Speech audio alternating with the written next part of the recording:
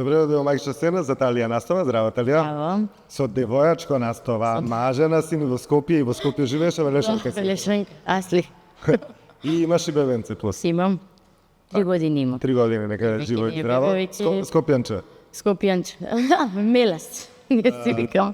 Талија, како беше патот од Велес до Скопје?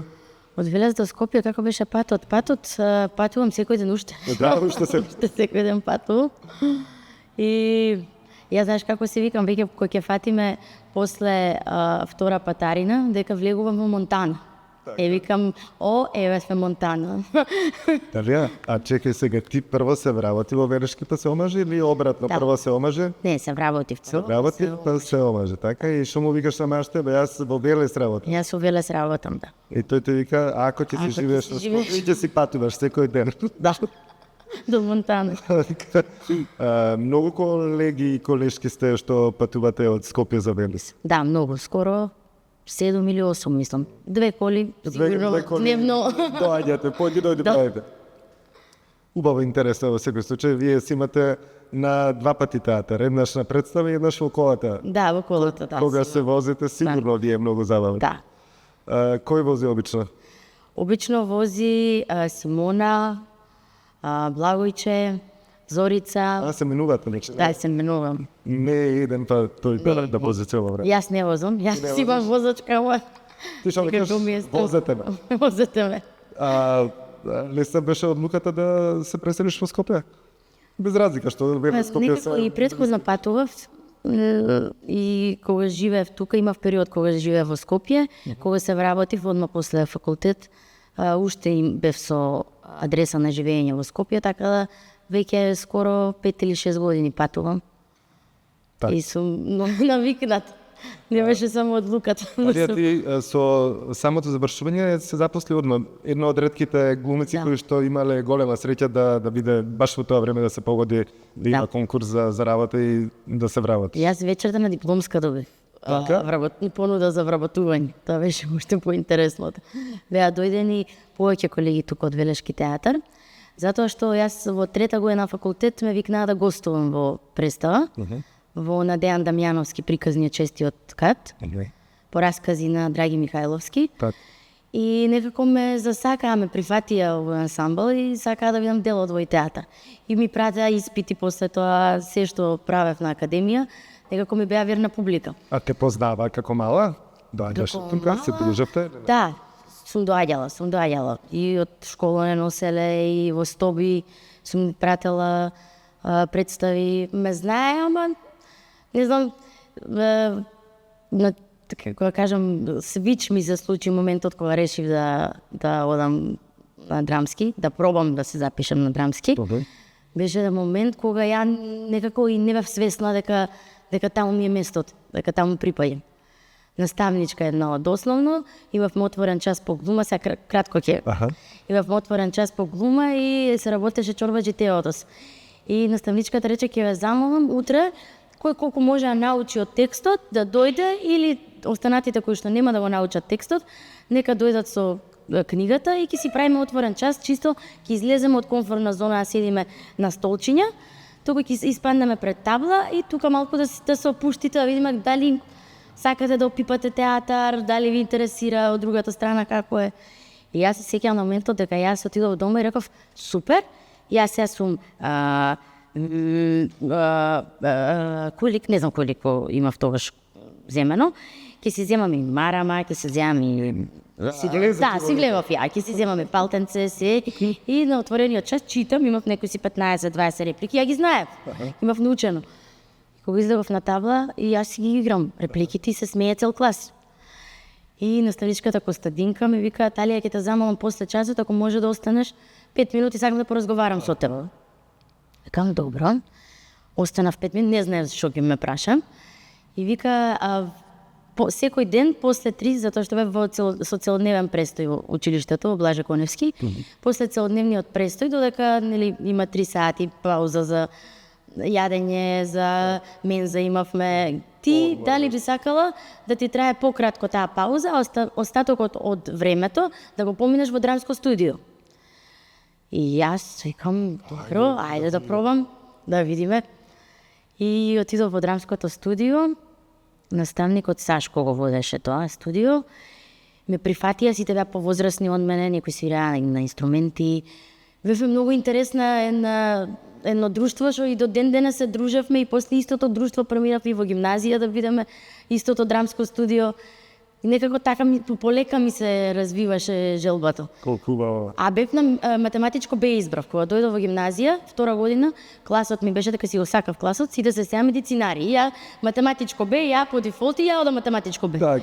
И ја до последно ќе одам на медицина. Значи решена ќе одам на медицина. Јас што си играм представи на патронат, тоа е башка. Ја ќе се одам на медицина. Ама некако и цел клас има навиваа некако за мене. Ми вика, не, ти 100% на драмски.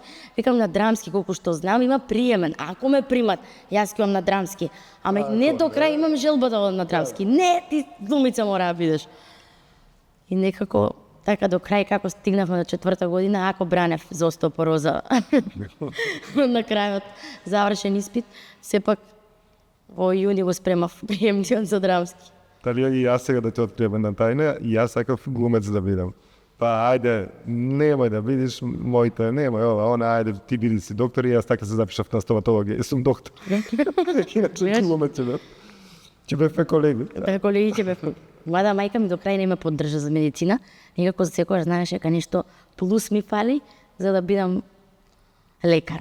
Еко кој кажав, јас се мислам и да, вика, можеш вика ти да запишеш, ама ќе одиш на медицина, уштип, добро, викам. Ваш. Значи ти си го одбра патот и после тоа ти беше лесно. Кога појде на академија. На академија. Со тие зелени очи, сите врати ти беа отворени. Па, не било секогаш така. Не било стално. За секоја добра работа нели треба многу труд. Така и со мене случајот. Не мислам дека нешто некогаш ми било баш сервирано на тацна. Дека за се некако го имам тоа сработено за да го заслужам. Так. Па тогаш е и најсладко. Да, тоа и секогаш си го викам. Ако не е вака, нема да биде оригинално. Баш така. Како ти се реде представите, со која почна? Почнав во 3-та година со приказни од 6-тиот кат на Дејан, ја спомнав. Многу драга представа за мене, затоа што тогаш прв пат осетив како е да се излезе од таа комфортна фадоу зона, каде што сме на некој начин заштитени. Цело време има некој што стои позади нас и ни го тресира патот. Кога дојдов во театар, сватив дека за некои работи треба сам скроз да ги отвориш портите. И ја памтам и ми е многу големо искуство, затоа што тогаш добив 3 лика да играм, 3 раскази, а они се спојуваа некако на крајот во еден расказ. И Дејан беше многу интересен процес, беше на процес на истражување на база, зашто имаш избрано повеќе дела на Драги Михајловски, повеќе раскази и на крајот ги спои во една приказна. И спојувањето го правевме сите глумци заедно. И имаше восна сцена, имаше, не знам дали имаш таа представа гледано, снимќа има како филме. Телевизор, јас играв новинарката. И дека Драги Михајловски некако цело време го влечеше Дејан дека ние треба да зборуваме на битолски јазик. И добро, битолски, јас во тој период живеев со Ангела Димитрова, што работи во детски театар. И она е од Битола. Од Битола е Ангела. Јас седнам, викам Ангела, јас те молам, значи јас немам лик. Седни, напиши ми го, кај треба да се акцентира, како треба да се акцентира, за да влезам полека од некаде да почнам. Так. Значи, другото ништо не ми беше јасно, дека новинарка да треба да има, дали треба дистанца да има од целата ситуација, зашто имаше сцени кај што оди ни на бојно поле и таму треба да известува. И за да влезам после во суштината на како се чувствува ликот, мора прво од надвор да му пристапам. И ми го напише и плюс ја замолив да ми го усними. И со снимката што таа ми ја направи, јас секој ден ја слушав на слушалки, за да можам скроз да го фатам акцентот и менталитетот. Да. И беше интересен лик, беше и Дејан задоволен и публика исто реагираше. Тоа време сум ја имал снимено Ангела, сигурно, за магична сцена. Можна. Сигурно ја снимено. Да, Ангела е супер, како актер, одлична. Впрочем, вие актерите сте сите на некој начин поразлични од останатите, се чудно добри. Да. Чудно добри, можем така да кажем. Се ви е поразлично, љубовта ви е поразлична, пријателството ви е поразлично, искреноста е поразлична. Има една теорија дека лош човек не може да биде добар актер. Така е. Може да е за тоа вистина. Може да е вистината. Извините, прекинав. После тоа? После приказни, Имаше многу представи, знам. Да. Болепа Ангелина, ти имам гледано 4 соби. 4 соби, да. Соби. После приказни, кога се вработив, тоа беше период пред вработување, уште немав подпишано договор, почнав да ја работам Класен непријател со Теја Беговска. Убава преса. Да, таа игравме на мала сцена. После Класен беше Старица од Калкута на Софија Ристевска, за таа земав и награда тоа. Така, Чернодрински, таа беше раскази. Мене расказите некако ме влечат, да. И сакам раскази. Да, убава представа, точно. Да, тогаш зеде награда на Војдан Чернодрински. Таа ми исто драга представа. После Старицата, Тоалет за дами, со Дамјановски имам најмногу работено, со него имам 6 или 7 представи. Волшебникот од Дос, исто со Александар Иванов, Добрата надеж со Александар Иванов, таа не знам дали имаш гледано, исто многу интересен автор, многу интересен текст. Многу. Имам 34 премиери, имам за 10 години. Браво. И ми текнат вака змуавет. Рачуне колку е тоа многу, имајте во предвид дека отприлика во годината се одржуваат 3 до 4 премиери. Значи ти си играла, да не речам во сите, ама скоро. Скоро во сите. Исто и во алтернативна сцена. Мислам, како студент играв повеќе. Сега претходна година една играв представа ме поканија на Факултетот за драмски уметности во дипломска играв.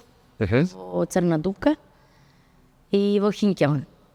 Отварање на мод. Отварањето на мод. Можам да кажам дека цело време си активна, ти приватниот живот е всушност театарот. Така ќе се. Машта има епизодна улога таа. Епизодна. И детето. Тоа е бубе му го кажа. Да. Залепа Ангелина го викна него. Го викна. Честита, вика ќе те мувам сопругот, вика ако може Талија ти го запознам да дојде. Викам сега тоа. Со е работа. Кам тумчете, вика да те запознав. И дојди, вика мора ти честитам тебе, затоа што ти имаш небитната улога уствари. Да. Целава приказ. Баш така. Да. По цели денови не си... По цели денови, не си во Скопје, да. Во Велес. Во Велес што имаш тука? Во Велес тука живеат моите родители. Значи ти си одиш дома? Да, си одам дома на пауза. Родителите што ти викаат, ти девојче џабе се пресели во Скопје, кога тука си цело време во Велес. Убаво е така кога си живееш и во Велес. Ти фактички живееш и во Велес и во Скопје. Може така да се или во кола. Или во кола, или нешто измеѓу, да. Детенцето? Детенцето почнува да не сака театар, тоа не е така што затоа што мама не е дома. И што ти вика? Нема во театар. Не театар, не представа, ига. Така вика, не представа, ига. А Гоко, Горан, пошто мојот колега, кога не може некој кај нас дома да го чувам, го предаваме него. И он игра битна улога во мојот живот. И што вика тој? Го сака многу, да, Гоко е гумец, мама не. Гоко е гумец, ја не. Да, ти не си гумец. Може би да ти прави проблеми. Да. Си пробала да го носиш на представа некој? Да, во детски театар редовно го носам на представи, кога им за Маџиров обично, кога има представи што се над 3 години плюс или 5 плюс, исто знам, само гледам дека губи концентрација. Точно за 20 минути им е програмиран мозокот да може да... Как се вика? Војдан. Да издржи, после 20 минути веќе го фаќа, да. Сафра. Многу ми беше интересно на Роња. На Роња, да. Представа од театар за деца и младенци. Ја гледам и во публиката беа мајки, но беа и многу малечки деца, негде на возраст на твоето, на Војдан. И тие беа толку немирни децата пред да почне представата. Мислам, урла, не да се прави. Јас викам, леле, како ќе гледаме сега? Ја знам представата и знам дека е многу убава и чекам да изгледам на теране, така да ми убаво. Почна представата, тие беа уште немирни едно 2-3 минути. Глас после не пушти. Не пушти. Значи тоа баш сум се чудел Да. како е можно децата, ако ги заинтересираш, да бидат толку фокусирани на представата и тие гледаја на исто ниво како јас. Да. Живее во представата. Роња е, значи, таков тип на представа. Одлична представа, да. Ете, Ангела да ја пофалиме. Да, тя помали. Да. Што ти помогна. Како беше на господја министерка? А господин одлично беше Одлично, господја. нели? Да, се забавувавме. Синиша го знаеше од Синиша, 4 да, од 4 соби. И секогаш ми е, не знам, преубаво чувство кога ќе слушнам дека ќе работи кај нас во театар, затоа што благослов е да се работи со таков режисер, кога знаеш дека слободата ти е дадена во целост, загарантирана ти е слободата, но успатно имаш и некој кој што сето тоа нели како марионетки го канализира и го води. Баш е Имаш добар идеален режисер. работник голем. Голем Во работ. секоја време и да му се јавиш за ликот, да прашаш и било што, мислам дека за сите од нас е спремен да одговори. Така. Костимите исто интересни беа, сценографијата беше многу интересна, значи во представава буквално не знам што фанеш. Тамо беше, мислам, идеално се. Вие бевте брилјантни сите. Излегуваш на сцена и сцената е твоја. Да. Тоа е и благодарение на Зорица, затоа што некако и она ја носи таа енергија. Неизина е сцената, а ние сме исто неизини. Некако убаво чувство. Убаво беше на премиерата и луѓето после не сакаат да си одат, цело време сакаат да зборуваат со вас, знам тука ве сите бе околу вас, вие бевте главни звезди. Да. Како се чувствуваше вечерта? Убаво те беше? Убаво се чувствав, убаво. Осеќав и премор малку, позитивен, кој што знаев дека после неколку дена ќе треба некако на друг правец да го исканализирам. Затоа што од овој тип на улоги кои што ги имаме направено во господја министерка, се улоги кои што некогаш се служиме и со нели надворешни апарати, односно надворешни алатки за да стигнеме до тоа. И тие алатки најчесто нели менуваме и форма на тело, глас.